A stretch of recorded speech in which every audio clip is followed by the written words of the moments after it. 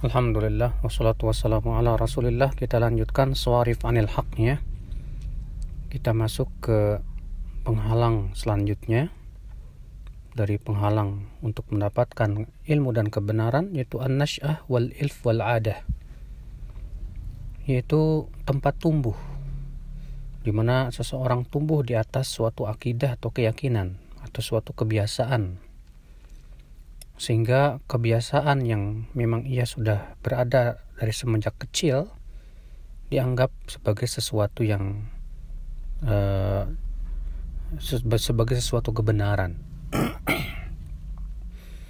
Maka ketika seseorang tumbuh di atas perkara yang menyimpang dan dia pun dewasa dan bahkan tua di atasnya, maka dia akan menganggap bahwa itu adalah sebagai sebuah kebenaran yang tidak boleh dirubah.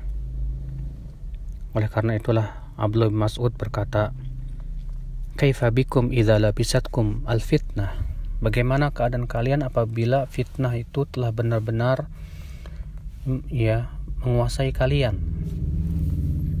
Yarbu fiha shaghir, orang anak kecil tumbuh di atas fitnah itu. Anak orang dewasa tua di atas fitnah tersebut. Watutakhal sunnah, sehingga fitnah tersebut dianggap sunnah, dianggap kebaikan. Idza ghuyyirat, apabila sunnah fitnah tersebut ada yang merubahnya, disangka telah ada kebenaran atau sunnah yang dirubah, padahal itu bukan sunnah tapi fitnah. Akibat daripada seseorang tumbuh dewasa di atas fitnah tersebut, di atas perkara yang tidak benar itu. Syekh Abdurrahman As-Sa'di ketika menafsirkan surat An-Naml ayat 43, Allah Ta'ala berfirman, "Wasaddaha ma kanat ta'budu min dunillah, innaha kanat min qaumin kafirin." Dan yang mencegah Ratu Bilqis untuk beriman kepada Allah adalah yang dahulu mereka biasa sembah selain Allah. Kata Syekh Abdurrahman As-Sa'di dalam kitab Taisir Al-Latif Al-Mannan halaman 194, ay al-aqaid allati nasya'at 'alaiha, maksudnya yaitu akidah yang dia tumbuh di atasnya, wal madzahib al-fasidah tusaytir ala aqlil aqil, di mana pendapat-pendapat atau keyakinan-keyakinan yang rusak itu telah menguasai akal orang yang berakal, bahkan menghilangkan pikiran yang jernih. Kenapa? Karena ia telah tumbuh di atas keyakinan tersebut, sehingga akhirnya menghalangi dia untuk berpikir dengan yang lurus, karena dia menganggap karena itu sebagai sebuah kebiasaan. Ibnu Qayyim rahimahullah dalam kitab Miftah Daris Sa'adah jilid 1 halaman 98 berkata, "Mani'ul ilf wal adah wal mansya."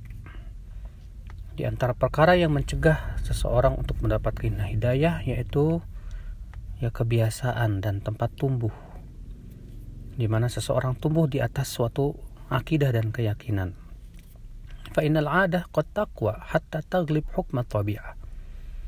Karena kata beliau, kebiasaan yang sudah ia terbiasa di atasnya itu menjadi kuat dan mengalahkan tabiat.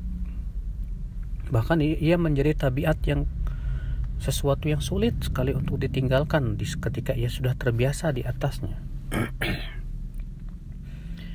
Oleh karena itulah Imam Ahmad mengatakan, "Asy-syaikh la yakadu yuslim." Orang tua itu hampir susah untuk masuk Islam. Beda dengan anak muda, ia lebih mudah untuk masuk Islam. Artinya orang tua itu yang sudah tumbuh di atas sesuatu, biasanya dia akan kuat sekali memegang sesuatu tersebut, berbeda dengan anak yang masih muda.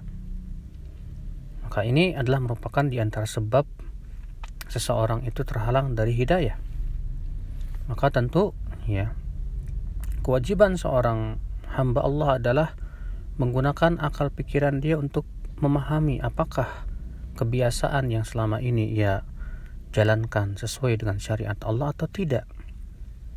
Kemudian menghilangkan fanatik terhadap nenek moyang dan adat istiadat, dan meyakini bahwa adat istiadat itu semua adalah buatan manusia, sedangkan syariat itu berasal dari pencipta manusia. Maka dari itulah ya, tidak boleh seorang pun beralasan dengan adat istiadat untuk meninggalkan syariat, karena syariat itulah yang harus dijadikan sebagai sebuah panduan hidup, karena ia berasal dari Allah Subhanahu wa taala. Allahu a'lam.